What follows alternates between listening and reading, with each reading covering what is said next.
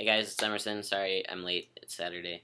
Um, so it's kind of my fault that there was the miscommunication, and I responded to the Tumblr message, and it goes away. I thought we were gonna do it next week, and I was gonna text Leo before next week.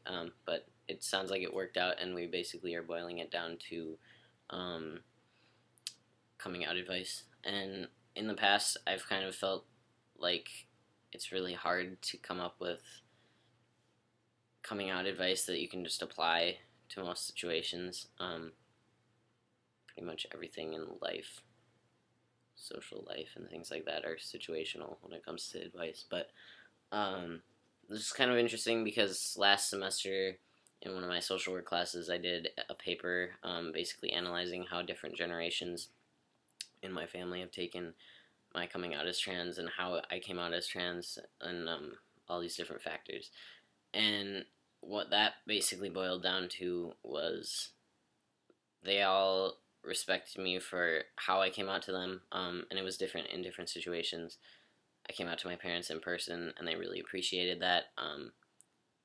They said they would have been hurt if they found out through someone else, but that completely depends on your relationship with your parents. I came out to my grandma kind of like through my dad almost, and she was happy with that because she said if I had come out to her directly, she probably wouldn't have known how to respond. And it worked well that she could process things before talking to me. It all depends on who you're coming out to. I think if you're not incredibly close to someone, email is fine. Or if you're friends, I mean, I came out to quite a few friends like via email, and they understand that it's hard to bring up in conversation, and especially if it's someone you can't really get alone very often, because obviously you don't want to just be kind of like coming out in a group for the first time to like a bunch of people. I mean, it's, at least for me, it's always going to have this like pumping heart, anxiety provoking effect. And even the more, I mean, I'm completely comfortable with my identity now, but I still have a really hard time with it. Partly because then I'm kind of like in the closet when I meet people in a way, like stealth. So that brings a different dimension. But I would just say to really consider who you're coming out to and what the best way is for them. Well, for you to come out to them. I mean, if you aren't coming out to your parents yet because you think it might be unsafe, that's completely logical. But if you do have a close relationship with your parents and are pretty sure that they will struggle with it but be okay, then I think coming out in person is better. It all depends. But I liked what Leo was saying about kind of clarification when I might be taking this a different direction, but when you're coming out to someone, making sure you are clear about what you're asking of them, because it's like all we know, it's all we're thinking at the time, like especially when you just came out to yourself, it's super exciting, you're just kind of like exploding with it. You need everyone to know so that they can use the right pronouns and all of that.